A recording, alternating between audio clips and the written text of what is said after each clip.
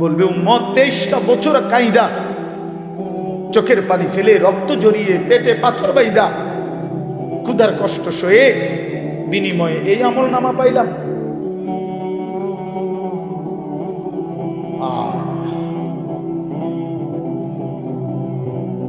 আপনি কি বলবেন? আপনি ভাবেন, আমি কি বলবো? আমি ভাবি। চলেন কথা শেষ, সবাই মিলেই ভাবেন, এটুকু ভাবেন, কি দাঁড়াবেন, কি বলবেন? নবী সাল্লাল্লাহু আলাইহি সাল্লাম বলবেন এটা, উম্মত আর কত কাঁদলে তোমার দিল নরম হইতো, আমি আর কত রক্ত ঝরাইলে তোমার মন নরম হইতো, তুমি আমারে বলো উম্মত। আপনি কি জবাব দিবেন বলিয়েন। এত বড় বয়সকালে কেমনে বিড়ি খান? এই দুর্গন্ধওয়ালা মুখ নিয়ে নবী সাল্লাল্লাহু আলাইহি সাল্লামের সামনে কেমনে দাঁড়াইবেন? প্রিয় নবী সাল্লাল্লাহু আলাইহি ওয়াসাল্লাম 1 সেকেন্ডের জন্য কোনোদিন দুর্গন্ধ পছন্দ করতেন না, বলেন না? নবী সাল্লাল্লাহু আলাইহি সাল্লাম যে রাস্তা দিয়ে হাঁটতেন, পরবর্তী কেউ আসলে বুঝতো এখান দিয়েই নবী গেছে, কারণ মেশকের ঘ্রাণ ভাসতে থাকত। তার ঘাম মোবারক সাহাবীরা অপেক্ষা করত, ঘাম ঝরলে শিশিতে ভরবে, সেটাই পরবর্তীতে মেশক আব্বর হিসাবে ব্যবহার করবে। এই আপনারা শুনেন নাই কিনা আজকে প্রথম? কথা বলেন, এই তো অনেক পুরানো ওয়াজ, ঠিক কিনা বলেন? এই কথাগুলোর অর্থ কি? আল্লাহ নবী সাল্লাল্লাহু আলাইহি সাল্লাম বলছে, 3টি জিনিস পৃথিবীতে আমার সবচেয়ে প্রিয়। 1 নাম্বার আতর, সুগন্ধি। 2 নাম্বার আমার বিবি, আমার স্ত্রীরা আমার প্রিয়। 3 নাম্বার নামাজ। তার 1 নম্বরে নবীর প্রিয় বস্তু ছিল দুনিয়াতে আতর, সুগন্ধি। তিনি দুর্গন্ধ পছন্দ করতেন না। বাবা, আপনি এই দুর্গন্ধওয়ালা বিড়ি মুখ লইয়া, প্রতিটা বিড়ি তো দুর্গন্ধ, প্রতিটা সিগারেটে তো দুর্গন্ধ, আপনি এটা নিয়া রাসূলুল্লাহ সাল্লাল্লাহু আলাইহি সাল্লামের সামনে কেমনে দাঁড়াইবেন বলে? নবী সাল্লাল্লাহু আলাইহি সাল্লাম তো কাঁচা পেঁয়াজ রসুনের দুর্গন্ধ সহ্য করতে পারতেন না, নিষেধ করছে। কাঁচা পেঁয়াজ রসুন খাইয়া আমাদের সামনে মসজিদে মানুষের মজবাতে আইসো না, বলেন নাই নবী? তো তাহলে এই বিড়ি সিগারেটের গন্ধ কি হবে? একদিন জীবনে জুমার নামাজের দিন মসজিদে নববীতে আল্লাহ নবী সাল্লাল্লাহু আলাইহি সাল্লাম কোন সাহাবীর ঘামের গন্ধ নাকে লাগছে, কোন একজনের। আল্লাহ নবী সাল্লাল্লাহু আলাইহি সাল্লাম বলছেন, গোসলুল জুমআতে ওয়াজিবুন আলা কুল্লি মুহতালিন। হাদিস, জুমার নামাজের দিন গোসল করা প্রত্যেক প্রাপ্তবয়স্ক ব্যক্তির উপরে বাধ্যতামূলক। একদিনেরও ঘামের গন্ধ নবী পছন্দ করে না। যিনি এত পবিত্র, এত পরিষ্কার, এত সুগন্ধিময় ছিলেন, তার সামনে কেমনে দাঁড়াইবেন? ও বাবা, বলেন না কেন? আপনার বিবেককে বলে দেন, উড়াইয়া দিয়েন না কথা। কিছু সালাক আছে গিয়া পরে করবো, কথাটি বালাই কইছে, আমরা লাগেই তো কয়, বুঝি তো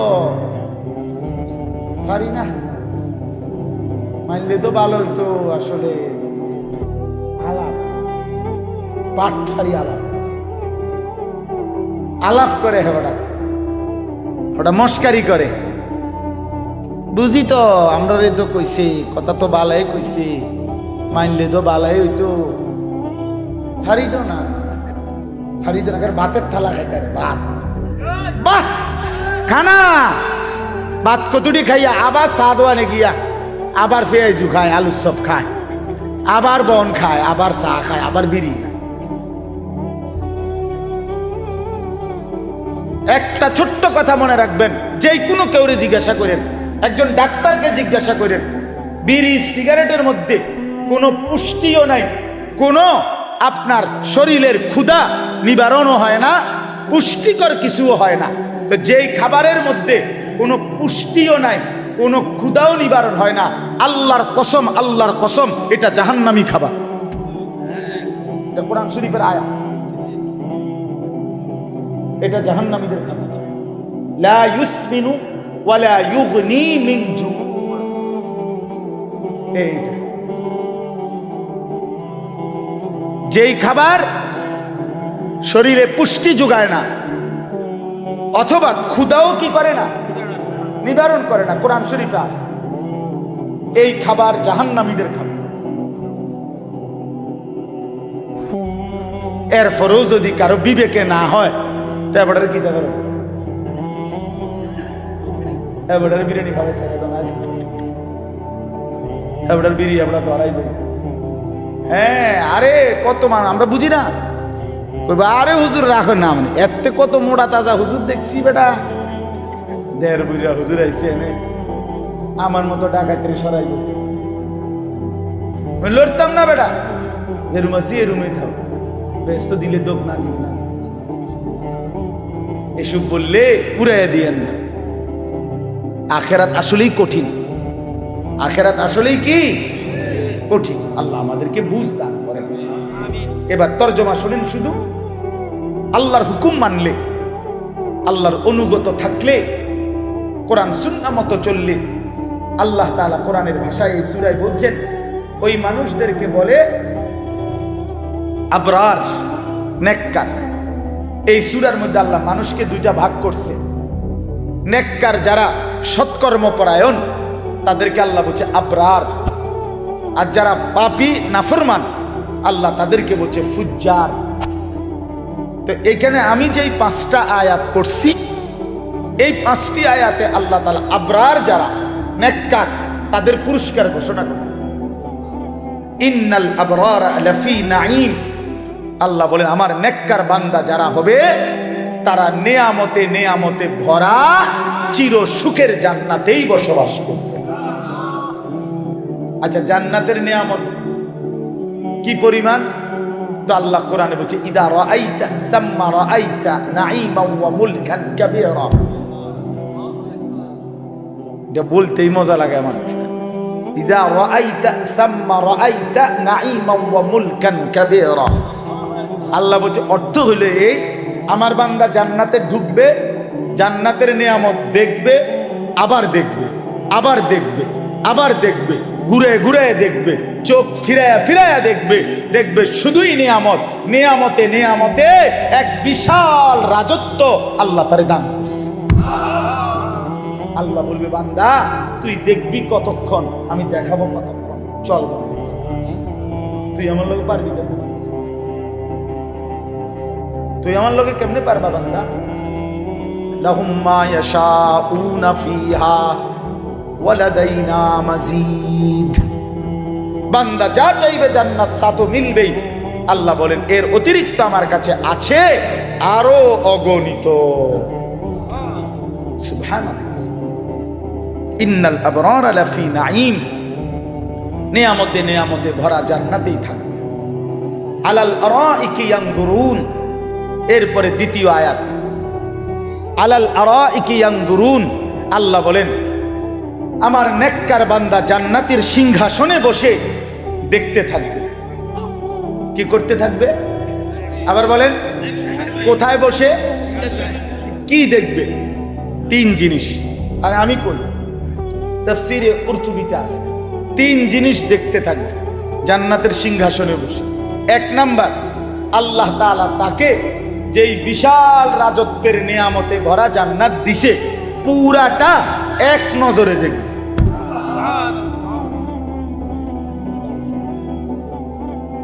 এক নজরে। এখন কেমনে দেখবো তাহলে এক নজরে? নিশ্চয়ই জান্নাত হলো 10 হাত বাই 10 হাত মতো, নাহলে দেখবো। জান্নাত যদি পুরা বাঙ্গরা ইউনিয়ন হয় আমরা কেমনে দেখবো? তা জান্নাত তো নিশ্চয়ই কি কুড়াখালের সমান। কিতা 2টা রুমের একটা বারিন্দা। সবচেয়ে ছোট জান্নাত 10 দুনিয়া বরাবর, সবচেয়ে ছোট, সবচেয়ে ছোটটা।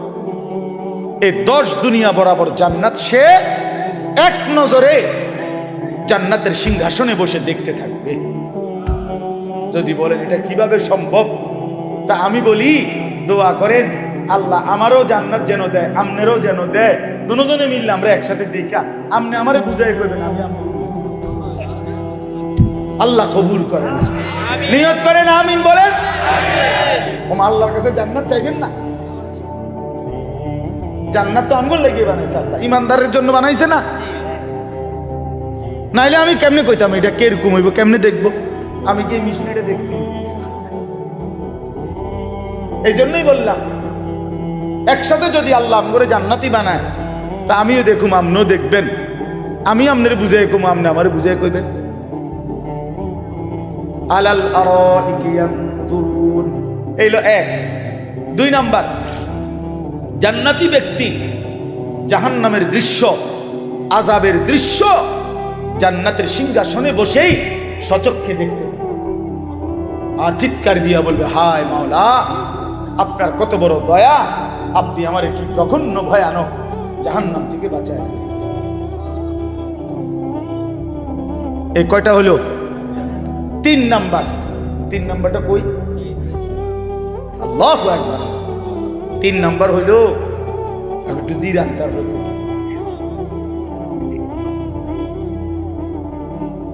আল্লাহ। 3 নাম্বারটা হইলো জান্নাতি বান্দা জান্নাতের সিংহাসনে বসে মহান আল্লাহ পাক রব্বুল আলামিনকে দেখতে থাকবে। প্রথমবার যখন দেখবে 70,000 বছর এক টানা মালিকের দিকে তাকাইয়েই থাকবে। এটা কি মজাদার বিষয়! এর লাগে একটু জিরা, মানে একটু মজা করে। ইলা রাব্বিহা নাযিরাহ, সরাসরি রব্বুল আলামিনকে বান্দা দেখবে। আলাল আরাইকি ইয়ানজুরুন ইলা রাব্বিহি আযযা ওয়া জাল, জান্নাতি বান্দা সিংহাসনে বসে মহান আল্লাহ পাককে সচক্ষে দেখবে। 70,000 বছরের জন্য জান্নাতের সব নিয়ামত ভুলে যাবে, জান্নাতের হুরেরা টানাটানি শুরু করবে। হে আল্লাহর বান্দা জান্নাতি, আমাদেরকে তো ভুলেই গেলেন, আমাদের দিকে তো ফিরেই চাচ্ছেন না। জান্নাতি বলবে, হুরেরা, মহান আল্লাহ পাকের দিদারের সামনে পুরা জান্নাত আমার কাছে কোনো কিছুই মনে হয় না। আলাল আরাইকি ইয়ানজুরুন, এই হলো 2 নাম্বার। 3 নাম্বার, তাহলে 3টা। নিজের জান্নাত পুরাটা দেখবে, জাহান্নামীদের আযাবের দৃশ্য দেখবে, আর মহান আল্লাহ পাককে দেখবে। ঠিক আছে না? মনে রাখবে। এই যে মৌলানা, আমি যখন সোনাকান্দা মাদ্রাসায় নতুন আসি তখন এই শেষ, মানে হেগো পড়া শেষ বছর, আমিও মাত্র আসছি। তো কিছুদিন, হয়তো অল্প কিছুদিন আমার ক্লাসও ছিল। বাকি অনেক সুন্দর বয়ান করে, আল্লাহ ভালো করে তৌফিক দান করে। তাইলে আলাল আরাইকি ইয়ানজুরুন তারিফু ফি ওয়ুজুহিহিম নাযরাতান নাঈম। আল্লাহ নবীকে বড়, নবীজিকে আল্লাহ, বন্ধু শুনেন, জান্নাতি বান্দাকে আপনি যখনই দেখবেন 24 ঘন্টা তার চেহারার মধ্যে হাসি, আনন্দ, প্রফুল্লতা, চির সজীবতা বিরাজ করছে।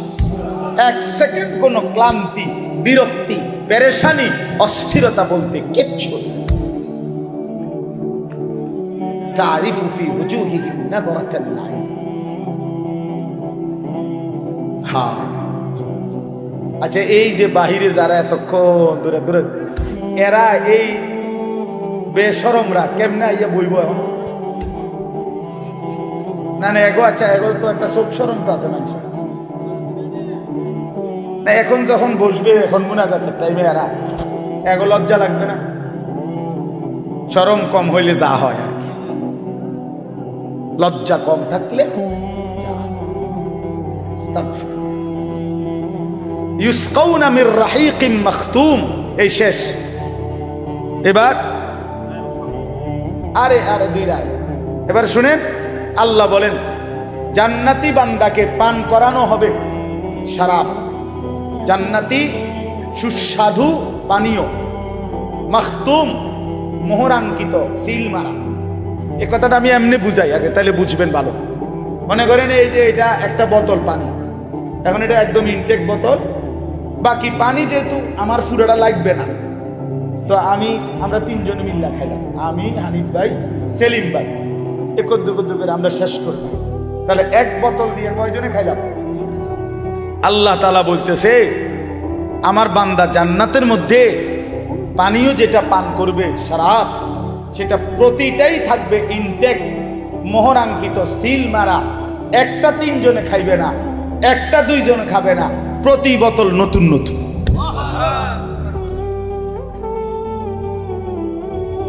মখতুম, প্রত্যেক বোতল সিল মারা, মোহর মারা, ইনটেক।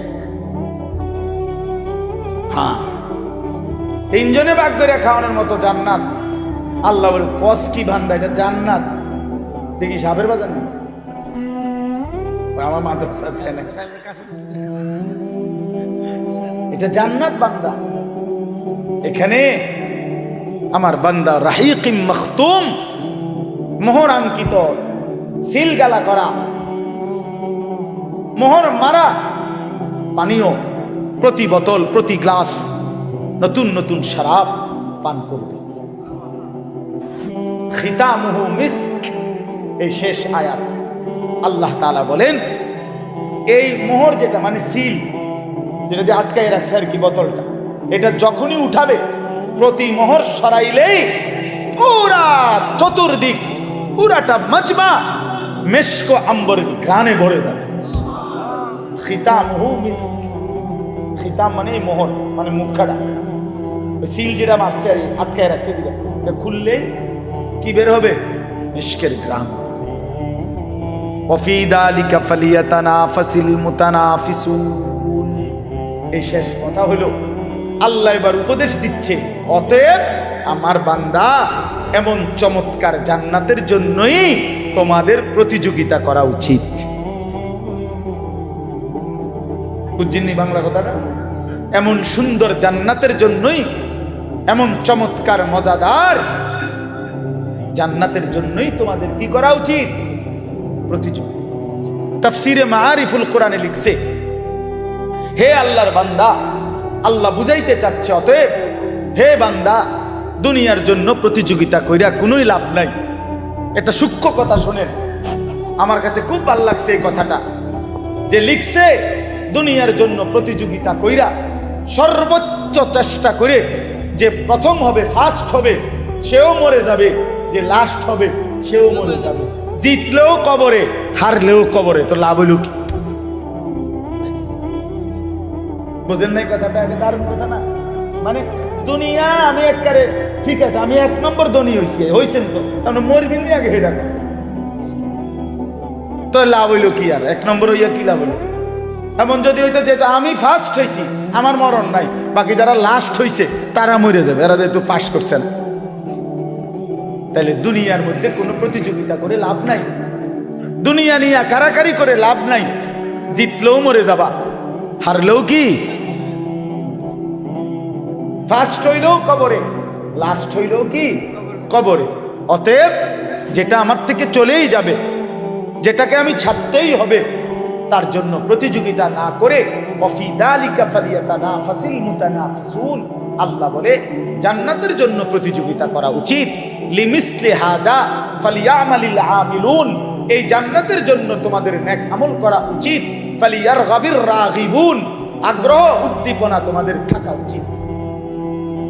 আল্লাহ আমাকে তৌফিক দান করে, আমাদের সকলকে তৌফিক দান করেন। আল্লাহ তাআলা এই মাহফিল, এই মাদ্রাসা, এই হেফজখানা কবুল করেন। আমার প্রিয় ভাই বন্ধু হাফেজ মাওলানা কারি আবু হানিফ, আমরা বন্ধু, ছেলেবেলায় একসাথে পড়ছি ব্রাহ্মণবাড়িয়া দারুল আরকাম মাদ্রাসায়। সেই থেকে উনিও আমারে খুব মহব্বত করে, আমিও মহব্বত করি। এই 17ই ডিসেম্বর শেষ বয়ানটা উনি নিছে, নিয়ে এবারে আসমানে দিছে না চাঁদের দেশে দিছে মাহফিলটা। আমি কখন জিগাই ওই যে আমার বন্ধু, যে এই জন্য আমি জিজ্ঞাসাও করি না। এমনি তো আমি সব মাহফিল জিজ্ঞাসা করি, কিন্তু এইটা কিছুই বলি না।